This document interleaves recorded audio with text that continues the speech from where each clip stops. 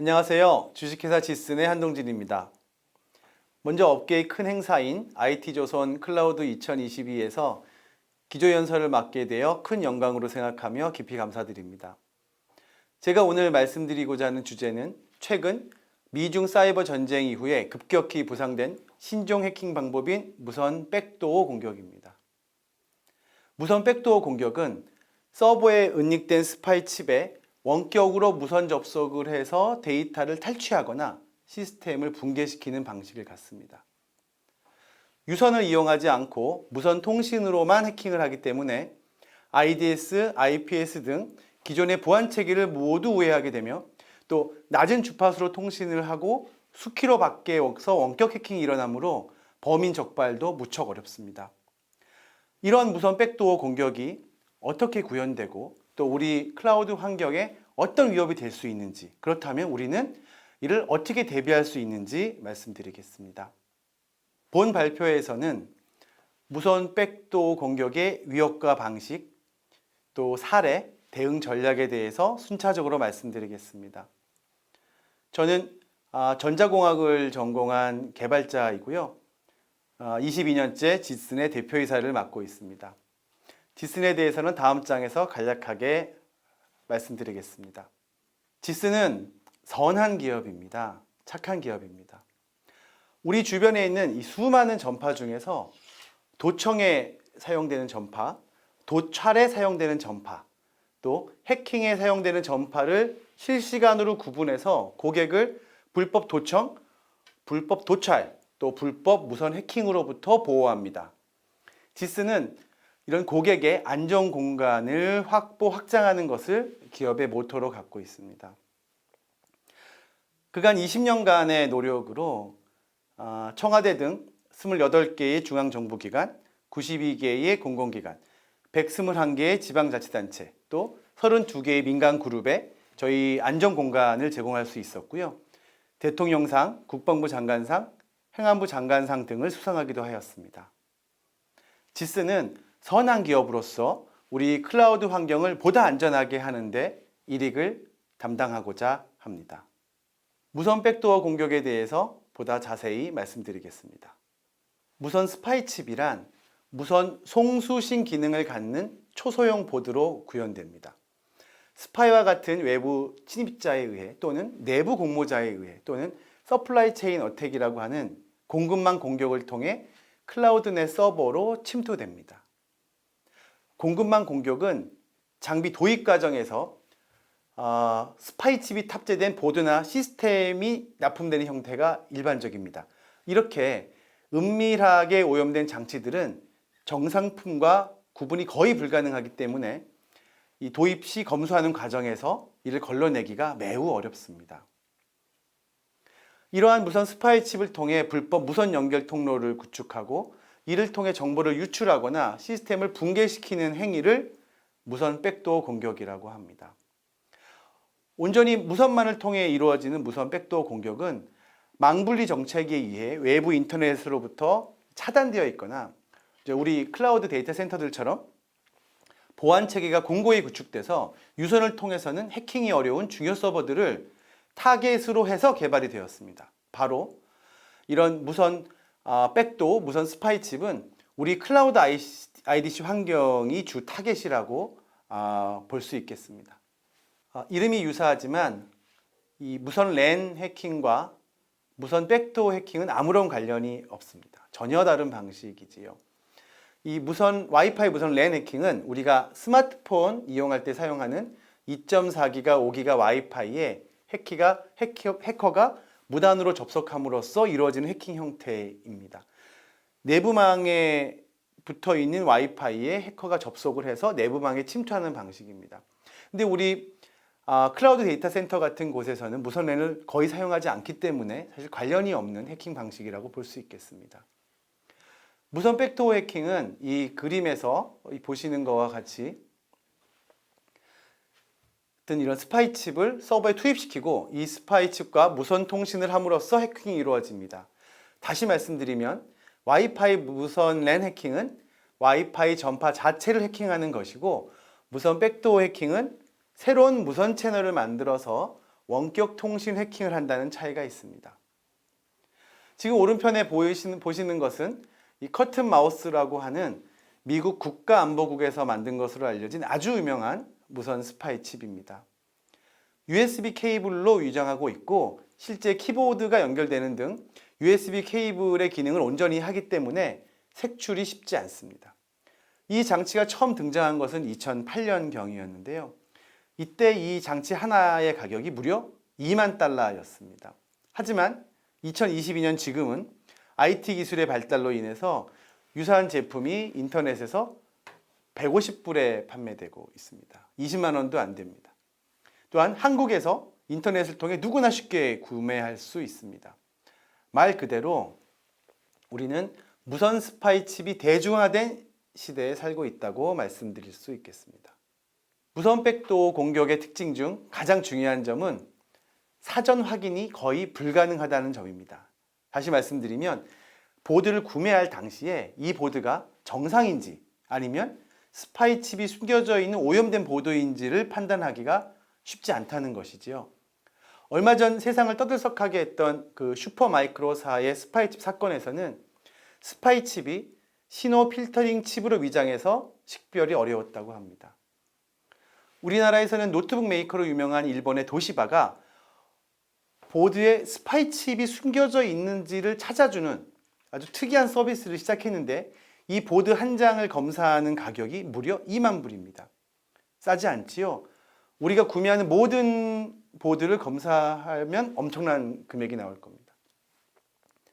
또한 이런 스파이 칩들은 공격을 개시하기 전까지는 어떤 전파도 발신하지 않기 때문에 납품 받을 때 검수 시에 전파 발신 여부를 검사한다고 해도 적발되지 않습니다. 또한 유선을 사용하지 않고 무선으로 해킹이 진행되니까 유선 네트워크 감시 프로그램에도 걸리지 않기 때문에 오랫동안 은밀한 해킹이 가능합니다. 정말로 해커들이 좋아할 만한 또 방어하는 입장에서는 골치 아픈 해킹 기술이 아닐 수 없습니다. 이 장표는 너무나 큰 파장을 몰고 왔던 2016년도의 군 내부망 해킹 사건입니다. 무선 백도어에 인한 것은 아니지만 큰 시사점이 있어서 게시했습니다. 이 사고는 단 한 대의 내부망 서버가 외부 접속을 허용해 발생했고 이 한 대의 해킹으로 인해서 무려 3,200대가 연쇄 해킹돼서 데이터가 엄청나게 유실이 되었고 이 중에는 당시 국방부 장관이었던 한민구 장관의 PC도 포함되어 있었다고 합니다. 이 과정에서 도대체 얼마나 많은 데이터가 유출되었는지 알 수가 없지요. 만약 이런 해킹을 저지른 자들이 데이터만 훔친 게 아니라 시스템을 붕괴시켰다면 어떻게 됐을까요? 만약에 이런 일이 전시에 일어났다면 어떤 결과가 있었을까요? 전쟁 수행 자체가 불가능했을 것입니다. 이 무선 백도어 공격을 당한 내부 서버 중 하나가 문제가 생긴다면 얼마나 큰 재앙을 몰고 올 수 있는지 보여주는 사례라 할 수 있겠습니다. 무선 백도어 공격으로 인한 정보 유출도 큰 문제지만 서버 자체를 마비시키거나 오작동시키게 되면 완전히 다른 차원의 심각한 문제가 발생하게 됩니다. 우리 군에서는 지금 무인 무장 장갑차를 양산하는 사업을 진행하고 있는데요. 무려 2,000대를 양산해서 투입한다고 합니다. 이 장갑차에는 소형 컴퓨터가 탑재되는데 만약에 이 컴퓨터가 무선 해킹을 당한다면 어떤 결과가 나올까요? 적진을 향해 달려가고 있던 우리 장갑차가 유턴을 해서 피하 구분을 못하고 우리 편에게 기관총을 쏘고 공격을 한다면 엄청난 일이 일어나겠지요. 만약에 공군 레이더 기지 내 서버에 무선 스파이 칩이 들어가서 백도어 공격을 당한다면 우리 레이더 기지는 무용지물이 될 것이고요. 또 합참의 전시작전 체계의 서버가 무선 백도어 공격을 당한다면 어떻게 될까요? 우리 전투함정에 컴퓨터들이 들어있는데 그 컴퓨터에 무선 백도어 공격이 일어난다면 모두 끔찍한 일들이 아닐 수 없습니다. 국내 국외 데이터 센터 전체에 무선 백도어 공격을 방어하는 무선 해킹 탐지 시스템을 구축한 모 그룹 보안 담당 임원이 이런 말씀을 하셨습니다. 데이터 유출도 뼈아프지만 공장은 절대로 멈추면 안 됩니다. 어떤 경우에도 절대로 안 됩니다. 시사점이 있는 말씀입니다. 무선 스파이 칩이 침투되는 방식을 보면 스파이가 몰래 가지고 들어와서 설치하고 나가거나 내부인 중에 배신자가 있어 자기가 관리하는 시스템에 직접 설치할 수도 있겠지만 장비 도입할 때 몰래 숨겨져 갖고 들어오는 공급망 공격이 가장 용이한 방식이라고 말씀드릴 수 있겠습니다.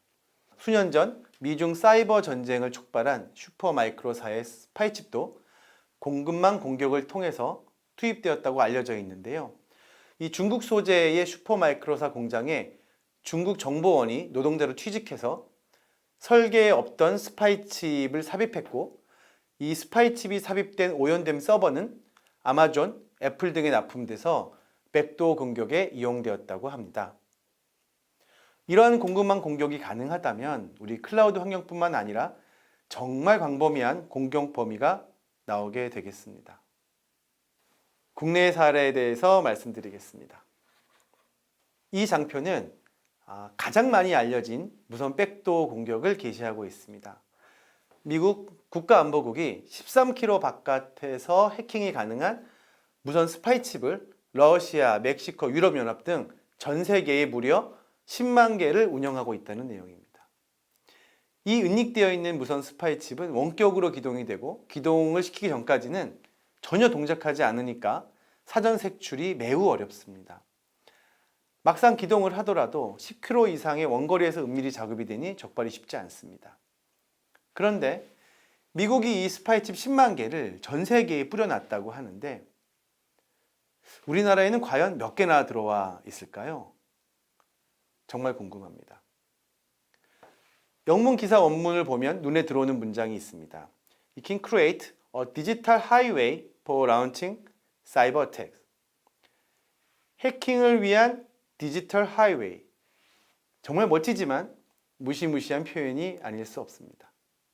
무선 스파이칩이 나오는 영화는 상당히 많은데요. 그중 이 미션 임파서블이 흥행에도 가장 성공했고 주인공도 제 생각에는 가장 잘생겨서 보여드리려고 합니다.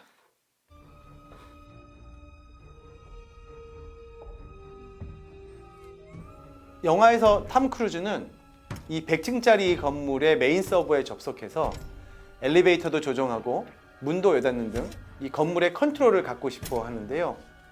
이 메인 서버로의 외부 접속이 너무 어려워 무선 백도어 공격을 하리라 마음먹고 직접 무선 스파이칩을 꼽으러 서버룸에 침투하는 장면입니다. 실제 클라우드 데이터 센터의 환경은 100층 건물에 위치하지도 않고 이런 큰 유리창도 없고 USB도 꼽히지 않습니다만 영화적 재미로 봐주시기 바랍니다. 자, 이제 탐 크루즈가 USB를 꼽는 순간 붉은 불이 들어오면서 외부에 있는 해커와 연결이 됩니다. 그래서 지금 붉은색으로 되어 있던 오프라인이 초록색 온라인으로 바뀌면서 이제 해킹이 시작이 됩니다. 그래서 엘리베이터 조정 화면이 나오는 것을 이제 보실 수 있습니다. 무선 백도어 해킹이 성공적으로 시작이 되었습니다. 국내 언론 보도 사례인데요. 여기서 스브스 뉴스는 SBS 뉴스가 만든 SNS 전용 미디어 브랜드입니다.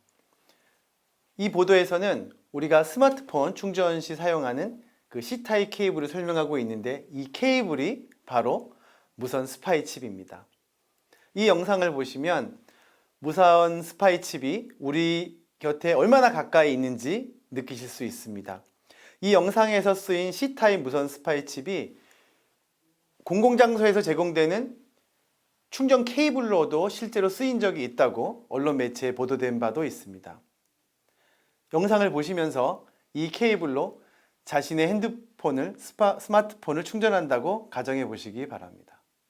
주인 몰래 손 하나 까딱하지 않고도 유튜브 등 각종 어플을 실행하거나 메모장을 켜서 메모를 하거나 몰래 전화를 걸어 주변 상황을 녹음하거나 카메라를 켜고 주변 상황을 찍게 하거나 소유자로부터 어떤 허락도 받지 않고 기기에 대한 통제권을 빼앗는 무시무시한 해킹 디바이스가 있습니다. 이 거대한 놈들이 아니라 바로 이 케이블 하나로 말이죠.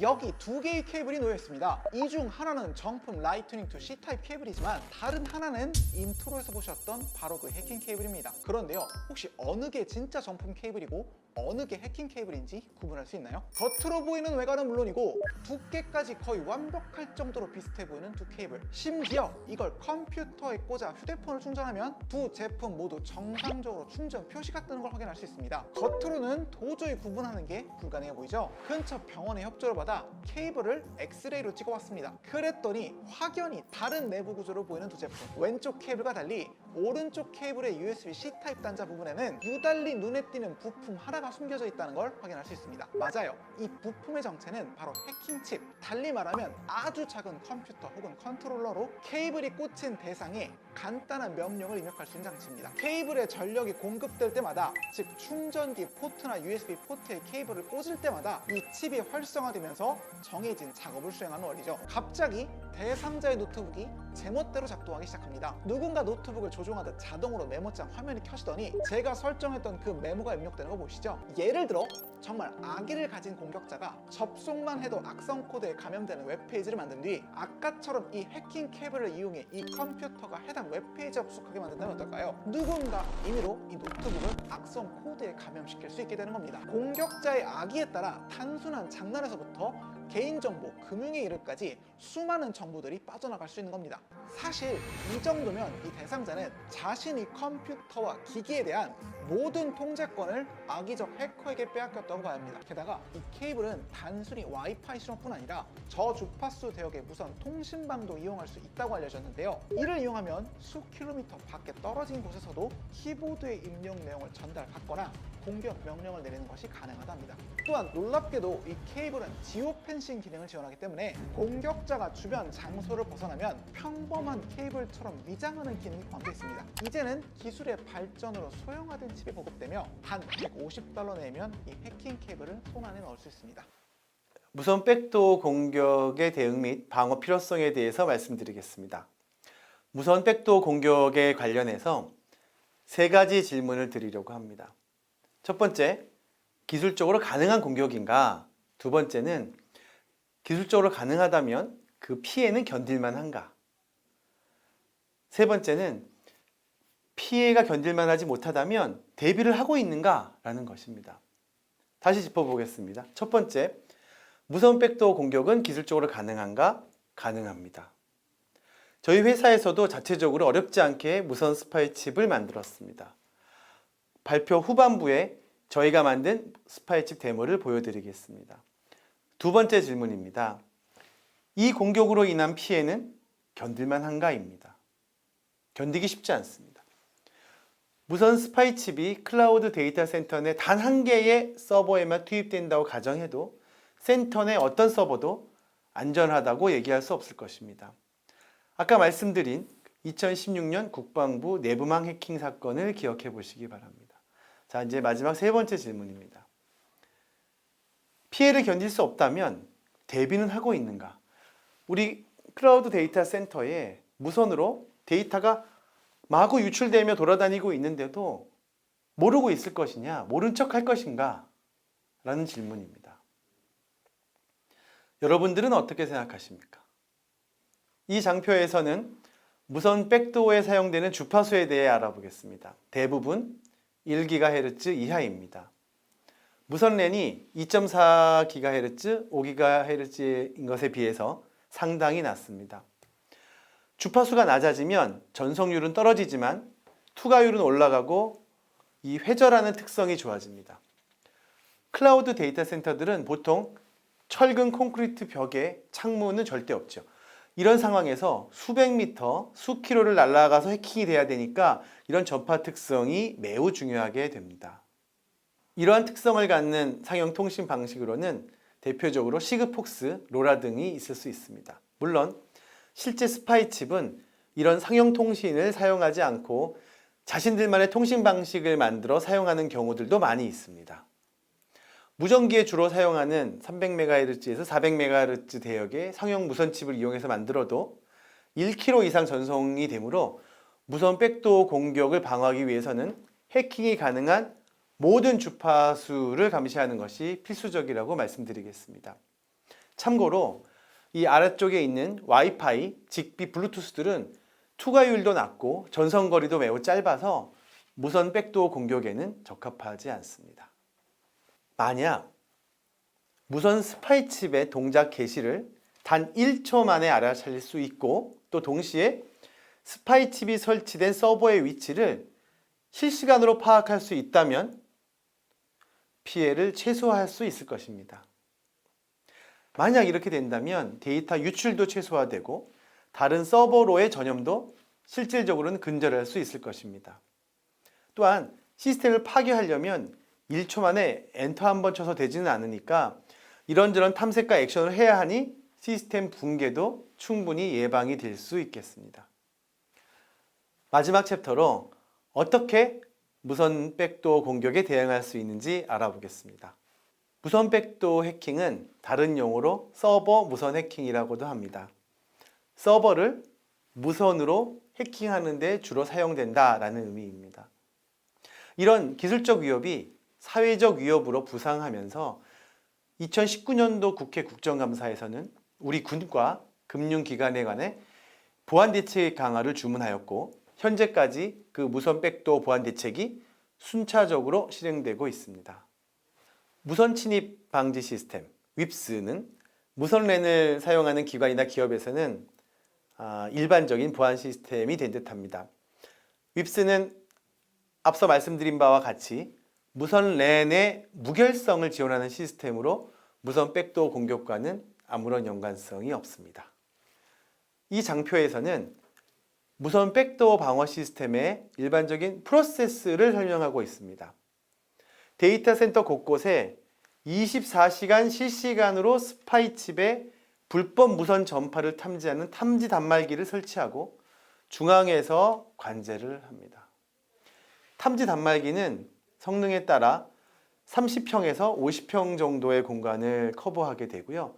중앙 컨트롤러는 탐지 단말기와 네트워크로 연결되며 성능에 따라서 수십 대에서 수백 대의 탐지 단말기를 일괄 관리하게 됩니다. 만약 실제 해킹이 발생하게 되면 모니터링 소프트웨어를 통해서 관리자에게 실시간으로 통보가 되고 특정된 위치에서 스파이 칩을 제거하는 것으로서 처리가 완료됩니다. 무선 백도어 방어 시스템 관련 영상입니다.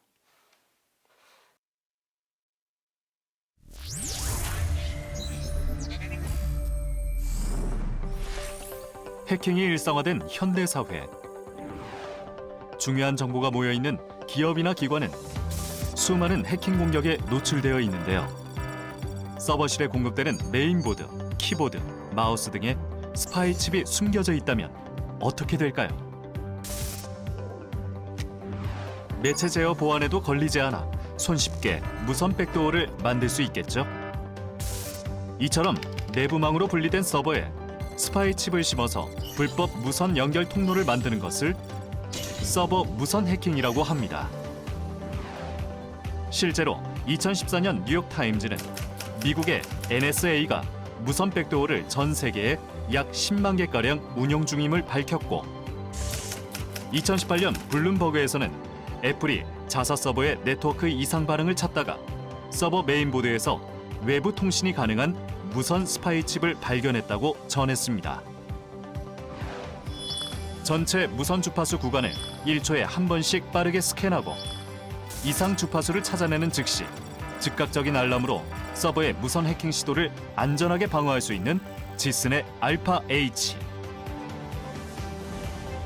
서버 무선 해킹 공격을 방어할 수 있는 가장 완벽한 보안 솔루션을 제안합니다.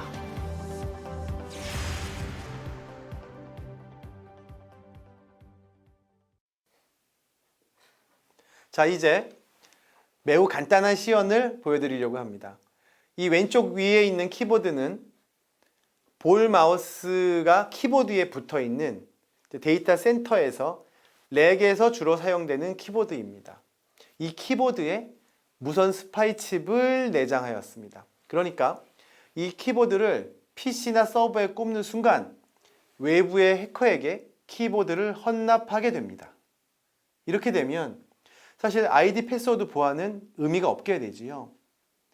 왜냐하면 시스템 사용자와 해커가 키보드를 공유하게 되니까요.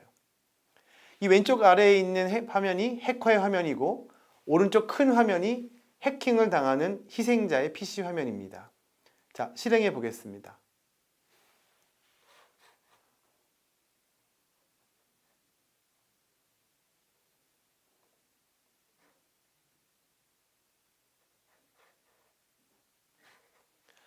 해커의 명령에 의해 작업 관리자가 띄워지고 보안 프로그램이 정지되고 시스템이 통째로 컨트롤되는 모습을 보여줍니다. 데모를 보여드리기 위해서 이런 동작이 화면에 표출되게 한 것이지 실제 해킹에서는 화면에 아무것도 보이지 않고 진행이 되니까 당하는 사용자는 큰 사고가 나기 전까지는 인지하기가 매우 어렵습니다. 자, 이번에는 무선 백도어 방어 시스템이 이런 해킹을 어떻게 탐지하는지 살펴보겠습니다.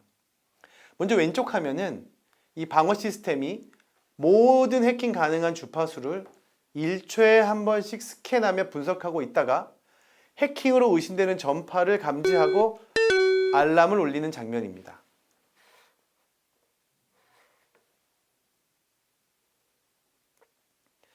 새로운 신호가 출현했고 띵동 하는 소리가 났는데 화면이 작아서 잘 보이지 않으시지요?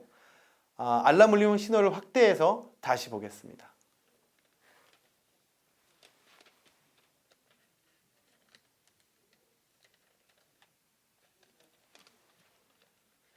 여기 뾰족하게 올라온 신호가 새롭게 출현한 해킹 의심 신호가 되겠습니다. 신호가 잡히면 이 넓은 데이터 센터 내에 어느 부분에서 신호가 발생한 것인지를 추정하여 신속한 색출을 지원하게 됩니다. 여기 작게 붉은 점으로 표시된 것이 해킹당한 스파이 칩의 위치입니다. 전문 지식이 없어도 매우 용이하게 운용이 가능합니다. 클라우드가 활성화되면 중요한 정보들이 점점 더 많이 모이게 되고 이에 따라 해커들의 공격 욕구 또한 증가하게 되겠죠. 정말로 공격하고 싶은 클라우드 시스템이 있는데 수비가 너무 강해서 유선으로 도저히 못 들어간다면 트로이의 목마, 무선 백도어 공격을 하고 싶지 않을까요?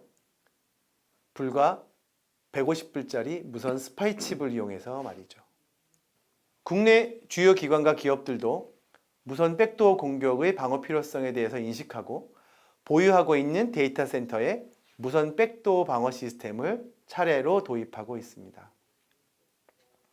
발표를 마치면서 아까 제가 말씀드린 무선 백도어에 관한 3가지 질문을 기억하시기를 부탁드립니다. 이런 무선 백도어 공격은 현실적으로 가능한 기술인가? 가능한 기술이라면 당했을 때 그 피해는 견딜 수 있는가? 만약에 견디기 어렵다면 대비를 하고 있는가?